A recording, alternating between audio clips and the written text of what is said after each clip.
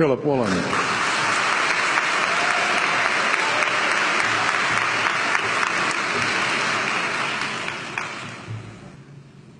King Lear, late at night on the cliffs, asks the blind Earl of Gloucester, "How do you see the world?"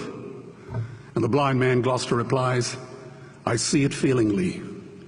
And shouldn't we all? Animals must be off the menu because tonight they are screaming in terror in the slaughterhouses, in crates and in cages, vile, ignoble gulags of despair." You see, I heard the screams of my dying father as his body was ravaged by the cancer that killed him. And I realized I'd heard those screams before. In the slaughterhouse, their eyes stabbed out and their tendons slashed, on the cattle ships to the Middle East, and the dying mother wail as a harpoon explodes in her brain as she calls out to her calf. Their cries were the cries of my father. And I discovered that when we suffer as equals. And in their capacity to suffer, a dog is a pig, is a bear, is a boy. Meat today is the new asbestos, more murderous than tobacco. CO2, methane and nitrous oxide from the livestock industry are killing our oceans with acidic, hypoxic dead zones. 90% of small fish are ground up into pellets to feed to livestock.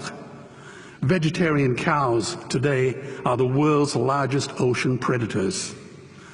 The oceans are dying in our time. By 2048, all our fisheries will be dead, the lungs and the arteries of the earth.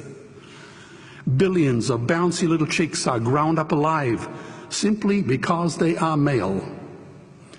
Only 100 billion people have ever lived. 7 billion people live today. And yet we torture and kill 2 billion sentient living beings every week. 10,000 entire species are wiped out every year because of the actions of one. And we're now facing the 6th mass extinction in cosmological history. If any other organism did this, a biologist would call them a virus. It is a crime against humanity of unimaginable proportions. But happily, the world is changing. 10 years ago, Twitter was a bird sound. www was a stuck keyboard. Cloud was in the sky. 4G was a parking space. Google was a baby's burp. Skype was a typo. And Al-Qaeda was my plumber. Victor Hugo said, "There is nothing more powerful than an idea whose time has come." Well, animal rights today is now the greatest social justice issue since the abolition of slavery. Do you know there are over 600 million vegetarians in this world? And that is bigger than the United States, England, France, Germany, Spain, Italy, Canada, Australia, New Zealand, all put together.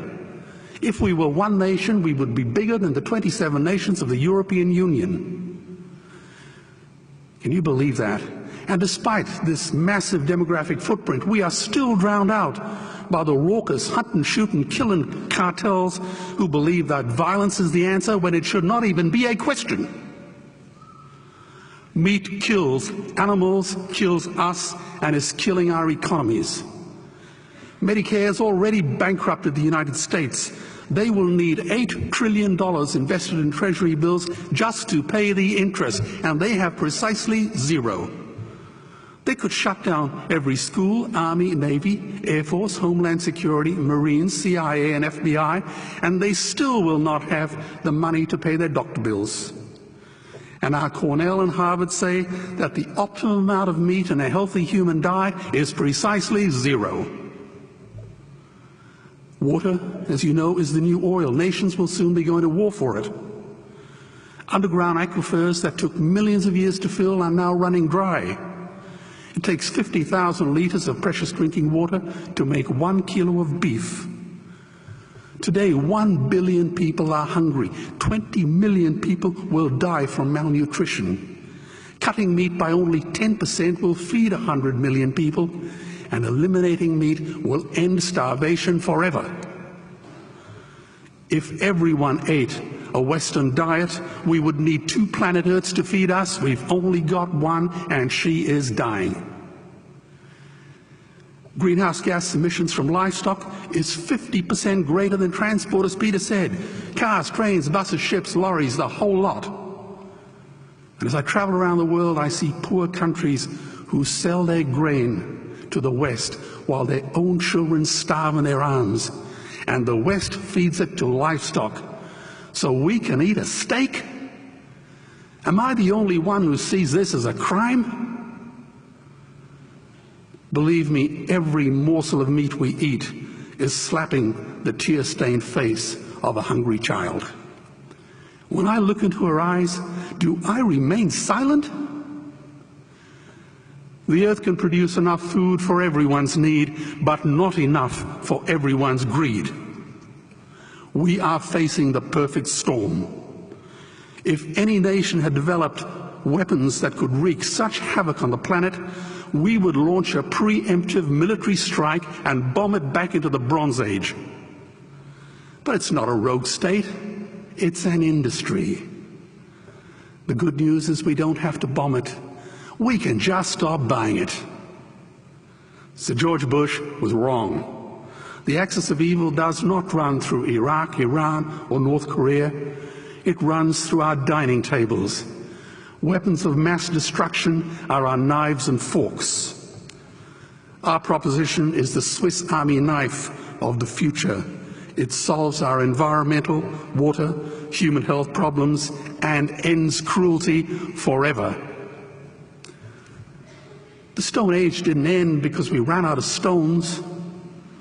This cruel, disgusting industry will end because we run out of excuses.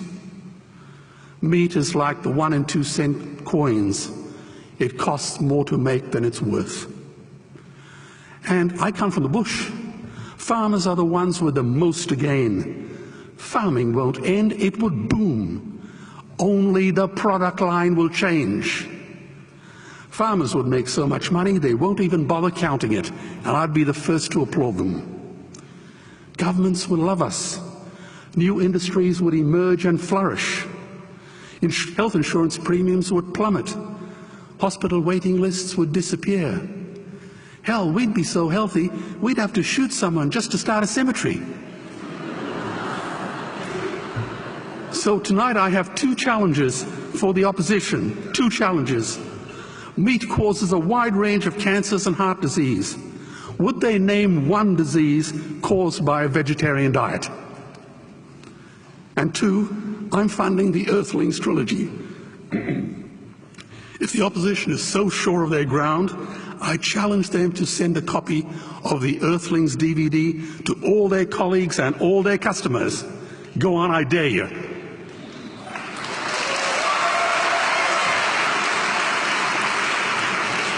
Animals are not just other species, they are other nations, and we murder them at our peril.